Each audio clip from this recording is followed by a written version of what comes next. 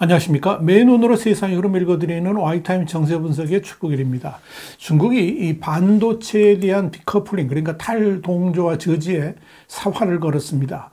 중국의 이런 태도가 극명하게 드러난 것은 바로 3년 4개월 만에 중국을 찾은 일본의 외무상을 극진히 환대하면서도 이 미중 간의 반도체 디커플링 같은 이런 현안에 대해서는 일본을 강하게 압박한 데서 확인됐습니다. 중국 외교라인의 최고 책임자인 왕이 공산당 중앙정치위원은 지난 2일 베이징에서 하야시 요시마사 일본 외무상과 만난 자리에서 일본 국내 일부 세력이 미국의 잘못된 대중국 정책을 추종하면서 미국이 중국의 핵심 이익 관련 문제에서 중국에 먹칠을 하고 도발을 하고 있는데 협력하고 있다. 그러면서 강력하게 비판을 했습니다.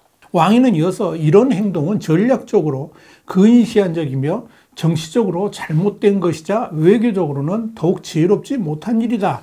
그러면서 일본을 윽박질렀습니다. 물론 이 자리에서 왕위가 반도체라는 품목을 직접 거론하지는 않았습니다만 같은 날 일본 외무상을 나오이다오, 그러니까 조대 국빈관에서 만난 친강 외교부장은 직접 반도체를 거론하면서 원색적으로 일본을 압박했습니다. 오찬을 포함해서 4시간 동안 이어진 이날 대화에서 친강은 미국은 과거에 일본의 반도체 산업에 따돌림과 같은 잔혹한 압박을 가했는데 이번에는 중국의 그 낡은 수법을 쓰고 있다 그랬습니다. 그러면서 내가 원하지 않는 바를 남에게도 강요하지 말라.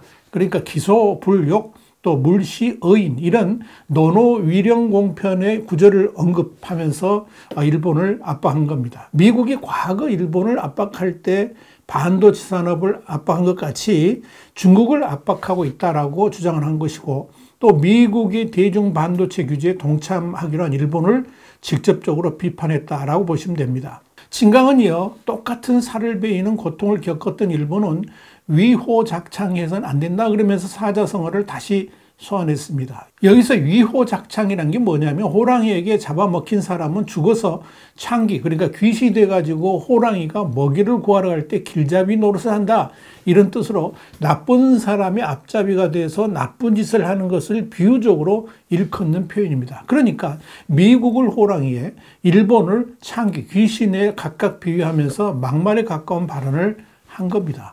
친강 부장은 이외에도 역사와 인민에게 부끄럽지 않은 올바른 선택을 해야 된다 그러면서 일본을 노골적으로 압박하기도 했습니다. 반도체 디커플링에 대한 압박은 최근 네덜란드에도 가해졌죠. 탄젠 네덜란드 주재 중국 대사는 지난달 현지 언론과 인터뷰에서 이 네덜란드가 첨단 반도체 장비의 대중국 수출을 막는다면 결과가 없지 않을 것이라 그러면서 상응 조치에 대해서 추측하지 않겠지만 중국은 이것을 참고만 있지는 않을 것이다, 이렇게 말했습니다. 또 겁박을 한 겁니다.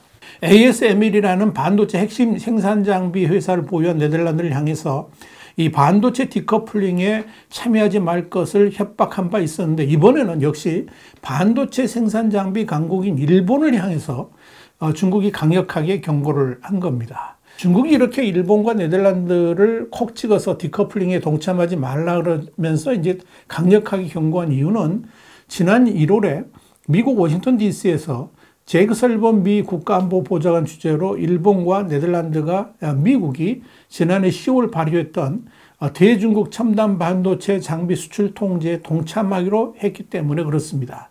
물론 이런 합의가 공식적으로 발표된 건 아니지만 당시 블룸버그는 3국 간의 협상이 중국에 대한 수출 통제 동참으로 결론났다라고 보도를 했습니다.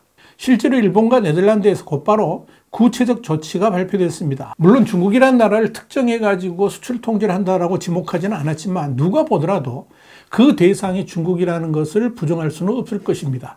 일단 일본 정부는 3월 31일 무기 등 군사용으로 전용될 수 있는 반도체 장비 등 23개 첨단 제품을 수출 규제 대상으로 추구한다라고 발표했습니다. 미국이 주도하는 대중국 반도체 수출 규제에 동참하기로 한 겁니다.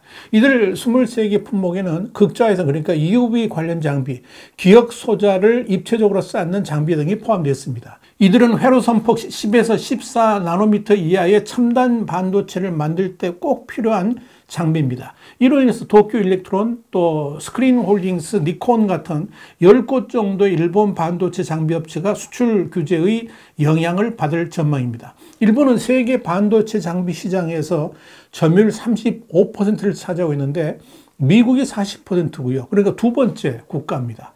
이번 조치로 일본 기업이 수출 규제 대상인 23개 품목을 한국과 미국, 대만 같은 42개 국가와 지역을 제외한 나머지 지역에 수출하기 위해서는 사전에 경제산업상의 허가를 받아야 됩니다. 중국에 수출하려면 정부의 사전 허가가 반드시 필요하다 하는 이야기입니다. 네덜란드 역시 리에슈라이 레마허 대무역개발협력부 장관이 의회에 제출한 보고서에서 특정 반도체 생산 장비 수출 통제를 확대할 필요가 있다 그러면서 관련 규제를 여름 이전에 도입하겠다라고 밝힌 바 있습니다. 세계 2위 반도체 장비 업체인 네덜란드 ASML은 이미 최고 기술력이 집약된 극자회선, 그러니까 EUV 노광 장비의 중국 수출을 통제하고 있는데 내신 김에 최고 기술 장비뿐만 아니라 그보다 낮은 단계의 장비 수출도 틀어막겠다 하는 것이 네덜란드의 수출 규제의 핵심입니다.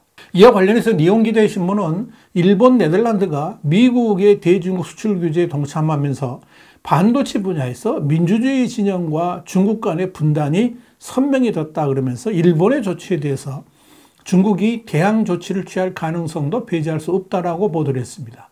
이렇게 대중국 수출 규제를 선언한 네덜란드에 이어서 일본까지 동참하면서 이 중국의 반도체 굴기, 그러니까 반도체 우뚝 선다 하는 걸 반도체 굴기라고 그러죠. 이 굴기가 최대 난간에 부딪히게 될 것으로 보입니다. 자, 여러분. 중국을 향한 반도체 중심의 디커플링 압박이 갈수록 거세지자 시진핑 중국 국가주석은 핵심 기술 자력 갱생을 강조 나섰습니다. 중국은 이에 맞춰서 과학기술 예산을 전년보다 2% 증액을 했고 이 기초 R&D 연구에 초점을 맞춘 과학기술을 경제성장의 동력으로 삼겠다 이런 의지를 밝혔습니다. 그러나 시진핑이 이런 기술 자력 갱생은 당장 지금 벌어지는 디커플링에 대한 해결책은 아니라는 점에서 사실 의미가 없다라고 볼 수 있습니다. 그저 마음이 급하다 하는 것을 내비쳤을 뿐입니다. 중국의 다급한 속내는 지난 3월 30일 아시아의 다보스 포럼이라고 말하는 이 보아오 포럼에서 리창 총리가 행한 연설에 오롯이 드러납니다. 보호무역주의와 공급망 분리에 반대하며 원활한 글로벌 산업 및 공급망을 보장해야 된다고 주장을 했습니다. 그는 이외에도 구구절절 미국이 주도하는 디커플링을 반대하면서 자유주의 무역을 강조를 했습니다. 그만큼 시시각각 다가오는 디커플링에 대해서 위협을 느끼고 있다는 것을 알 수가 있을 겁니다. 그런데 이런 디커플링에 대한 분노는 결국 세계 3위이자 미국 최대 메모리 반도체 기업인 이 마이크론에 대한 규제를 통해 터져나왔습니다. 중국 정부가 미국 반도체 기업을 표적 삼아서 제재를 가한 것은 이번이 처음입니다. 지난 3월 31일 중국 국가인터넷정보판공실은 중국에서 판매되고 있는 마이크론 제품에 대한 이 안전조사를 진행한다 그랬습니다. 그러면서 핵심 데이터, 그리고 기초 설비 및 서플라이 체인의 안전과 잠재적인 사이버 보안 문제를 방지하기 위한 조치다. 이렇게 밝혔습니다. 미국을 향해서 현 상황을 좌시하고 있지는 않겠다 하는 메시지를 날린 겁니다. 마이크론 입장에서 중국은 미국, 대만에서 셋째로 큰 시장으로 지난해 중국에서 4조 원이 넘는 매출을 올렸습니다. 회사 전체 매출의 11%에 해당하는 수준입니다. 중국은 자국 시장 비중이 큰 마이크론에 대해서 사실상 자해에 가까운 보복 조치를 취한 건데요. 중국 당국의 조사 결과에 따라서 마이크론이 중국의 제품을 판매할 수 없게 된다면 엄청난 피해를 입게 될 것으로 예상이 됩니다. 그렇다고 중국이 피해를 전혀 입지 않는 것도 아닙니다. 당장 마이크론 제품 수입을 하지 못하게 되면 이를 대체할 다른 반도체 수입에 상당한 지장이 생길 수 있기 때문에 그렇습니다.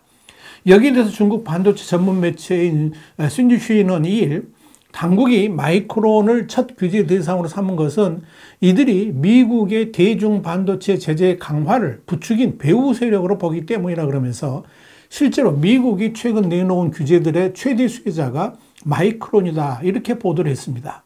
마이크론은 상하이에서 해온 이 D램 설계 작업을 지난해 말 중단하고 150명의 중국인 엔지니어에게 미국이나 인도로 이전할 것을 요청했습니다. 앞으로 관전 포인트는 중국이 과연 마이크론에게 취한 이 제재 조치를 더 확대할 것이냐 이 여부입니다.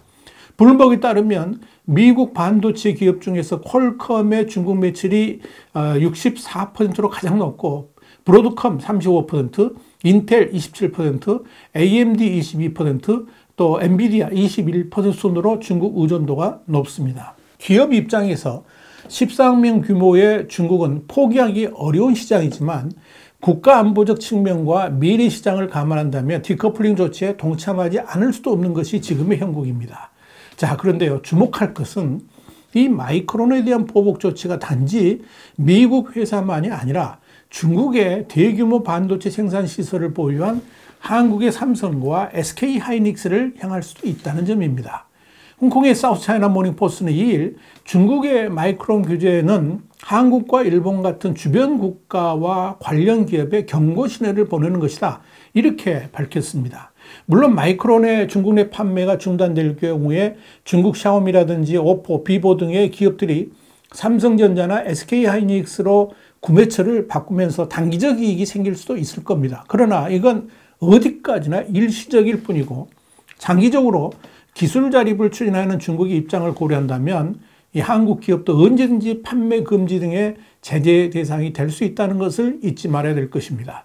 당장 한국 기업들의 중국 현지 공장에 대한 미국 기업의 반도체 장비 수출 규제의 유예기한 종료가 9월 말로 다가오는데, 이에 따라서 중국은 일본, 네덜란드에 이어서 한국에도 미국의 조치를 따르지 말라는 경고의 신호와 함께 강도 높은 압박과 해유를 병행할 가능성이 충분히 있습니다. 바이타민 장세 분석이었습니다. 감사합니다.